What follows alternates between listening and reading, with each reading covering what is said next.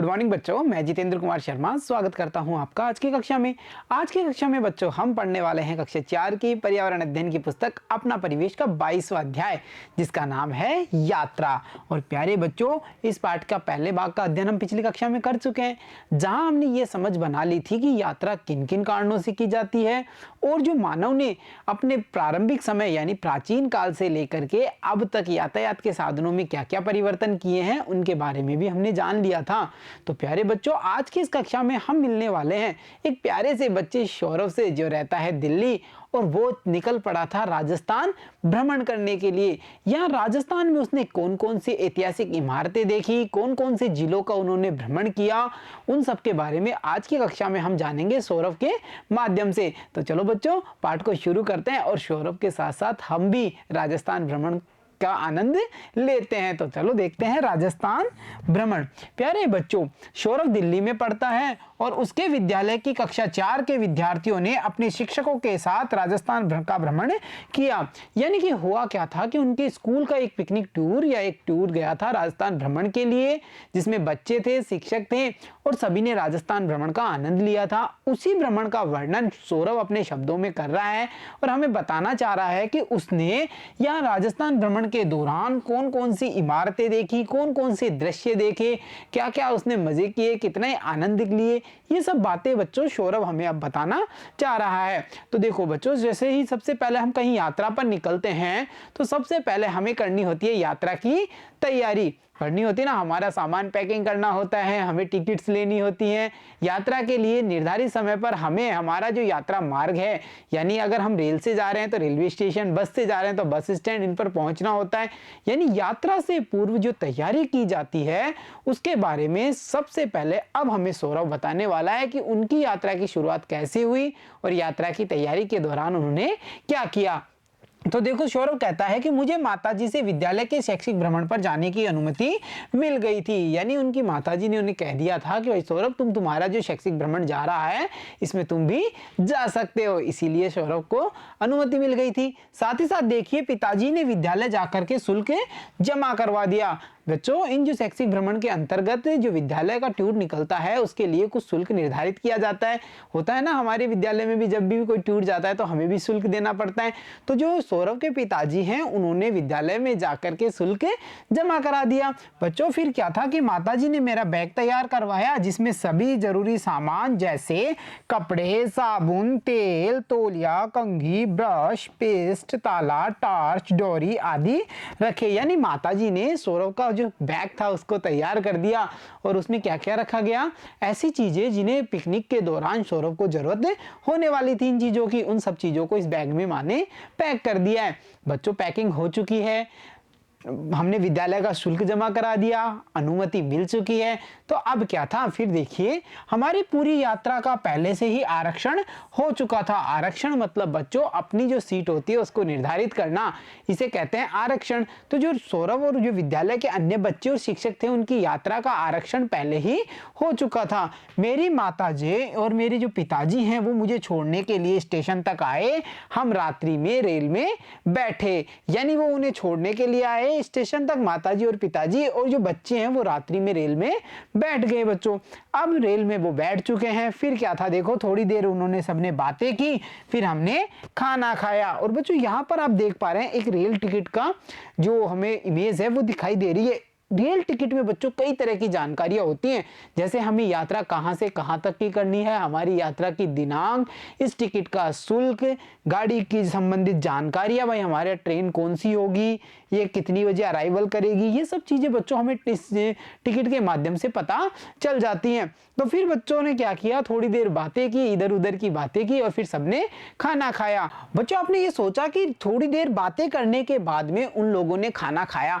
खाना खाया कहां से बच्चों, इसके लिए जो रेल होती है उसमें एक भोजनशाला, जिसे हम पेंट्री कार के नाम से जानते हैं, वो होती है, जहां पर यात्रियों के लिए भोजन बनाया जाता है, नाश्ता बनाया जाता है। शुल्क देकर के यात्री यहां से भोजन प्राप्त कर लेते हैं। वहीं से ही इन सभी जो पिकनिक दल था इसने भोजन किया। बच्चों, खाना खाने के बाद में सब अपनी अपनी बर्थ यानी अपनी अपनी सीटों पर सो गए। यहाँ पर हम देख पा रहे हैं भोजनशाला की इमेज। बच्चों, यहाँ पर हम ये समझ पा रहे हैं कि जो यातायात का साधन रेल है वह बड़ा ही आरामदायक होता है। इसमें भोजनशाला भी होती है, इसमें यात्रा बैठ करके भी की जा सकती है और इसमें यात्रा में के दौरान हम आराम भी कर सकते हैं, यानी इसमें बर्थ भी होती है। अब बच्चे सो चुके हैं और यात्रा जारी है, ट्रेन चलती जा रही है, तो उनकी ट्रेन पहुंचेगी कहां पर?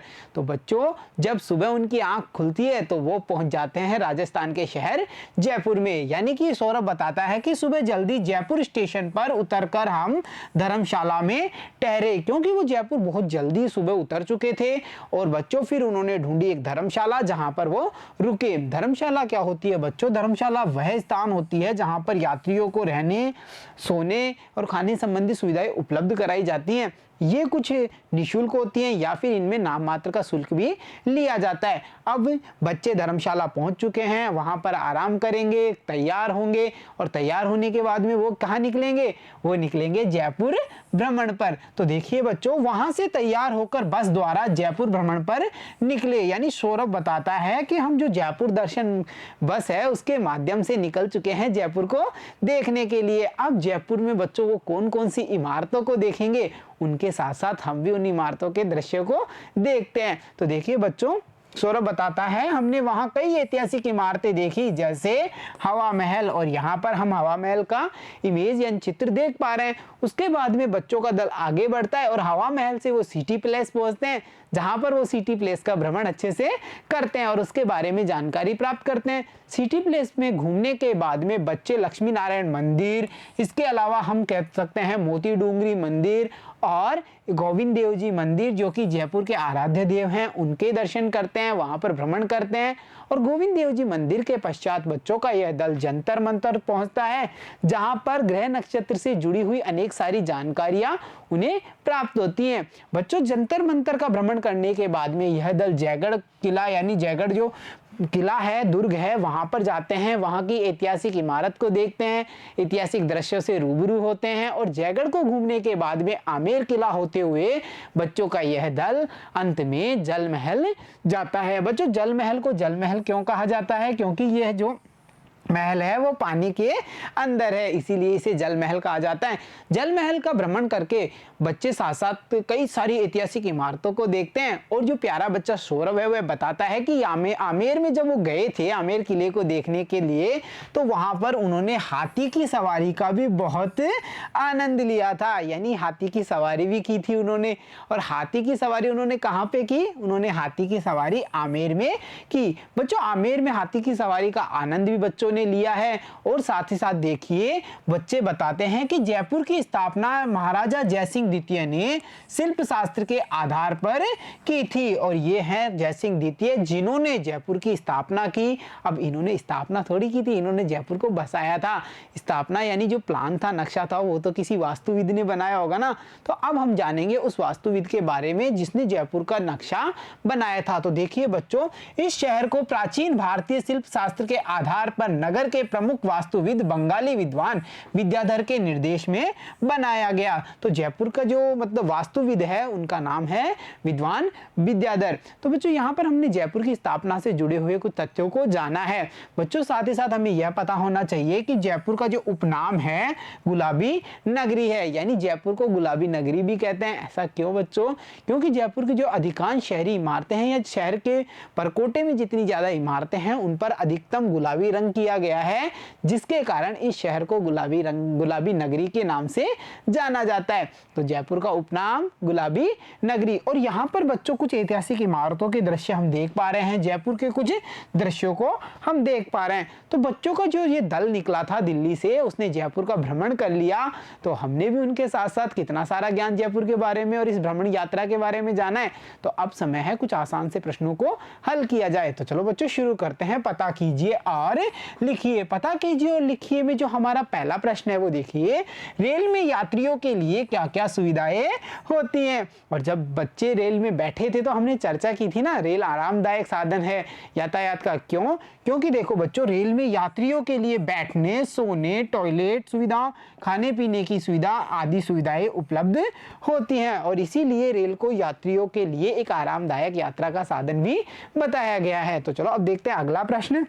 और अगला प्रश्न है, दिल्ली कहाँ की राजधानी है? बच्चों, हर देश की अपनी एक राजधानी होती है जहाँ से उसके जो प्रशासनिक कार्य हैं, मतलब जो सरकार संबंधित कार्य, प्रशासन से जुड़े हुए जितने कार्य होते हैं वो संपादित होते हैं। तो हमें यहाँ बताना है कि दिल्ली कहाँ की राजधानी है। तो हमारे देश का नाम भारत है और उसकी राजधानी का नाम दिल्ली है, तो हम कहेंगे कि दिल्ली भारत की राजधानी है। तो चलो अब देखते हैं अगला प्रश्न, और हमारा अगला प्रश्न है, जयपुर किस राज्य में है? बच्चों, जयपुर किस राज्य में है? बच्चों का दल कहाँ पहुंचा था? राजस्थान भ्रमण पर ना। तो हम कह सकते हैं कि जयपुर राजस्थान राज्य में है। साथ ही साथ हमें यह भी पता होना चाहिए कि जैसे भारत की राजधानी दिल्ली है, उसी प्रकार बच्चों राजस्थान की राजधानी जयपुर है। तो हम कह सकते हैं कि यह राजस्थान की राजधानी भी है। अब चलो अब देखते हैं अगला प्रश्न, और हमारा अगला प्रश्न है, जयपुर को गुलाबी नगरी क्यों कहते हैं? क्योंकि बच्चों हमने जान लिया था कि जयपुर का जो उपनाम है वो गुलाबी नगरी भी है। और ऐसा क्यों है कि जो जयपुर की अधिकांश इमारतें हैं उन पर गुलाबी रंग करवाया गया है, जिसके कारण इस शहर को गुलाबी नगरी के नाम से भी जानते हैं। तो यहाँ हमने जाना कि जयपुर क्यों है गुलाबी नगरी। तो चलो अब देखते हैं आज का हमारा अगला प्रश्न, और बच्चों हमारा अगला प्रश्न है, आपके गांव अथवा शहर के आसपास कौन कौन से दर्शनीय स्थल है ना? कुछ ऐसे दर्शनीय स्थल होंगे हमारे गांव या शहर के आसपास, उनके नाम बच्चों हमें यहाँ पर बताने हैं। चाहे वो कोई ऐतिहासिक इमारतें हो, कोई प्रसिद्ध मंदिर हो, कुएं बावड़ी है, प्रसिद्ध कुएं बावड़ी हो, ऐसे स्थान हो बच्चों जो दर्शनीय स्थल हो, उनके नाम आपको यहाँ पर लिखने हैं। तो चलो अब देखते हैं आज का अगला प्रश्न, और हमारा अगला प्रश्न है, रेलवे टिकट को संभाल कर रखना क्यों जरूरी होता है? बच्चों, जैसा कि हमने जाना था कि रेलवे टिकट में हमारी यात्रा से जुड़ी हुई समस्त जानकारियां होती हैं, जैसे कि यात्रा कहां से कहां की है, हमारी ट्रेन का नंबर होगा, यात्रा की दिनांक होगी, हमारे टिकट का मूल्य होगा। तो ये सब जानकारियां किसमें होती हैं? रेलवे के टिकट में। अगर टिकट चेकर जब टिकट चेक करने के लिए आता है, उस दौरान हमारे पास हमारा टिकट नहीं होगा उचित यात्रा का, तो हमें जुर्माना देना पड़ता है। तो इन स्थितियों से बचने के लिए हम जब तक यात्रा करते हैं तब तक हमारे टिकट को हमारे पास होना बहुत जरूरी है, यानी तब तक हमें हमारे रेलवे टिकट को संभाल करके रखना है। तो बच्चों हम कह सकते हैं रेलवे टिकट में हमारी यात्रा से संबंधित सभी जानकारियां होती हैं। यह हमारी यात्रा का वैध दस्तावेज है। बिना टिकट के यात्रा करने पर हमें जुर्माना देना पड़ता है। अतः यात्रा पूरी होने तक हमें रेलवे टिकट को संभाल करके रखना होगा। तो बच्चों हमने यहाँ जाना रेलवे टिकट की उपयोगिता को। अगर ये हमारे पास में यात्रा के दौरान नहीं है तो हमें देना पड़ेगा जुर्माना।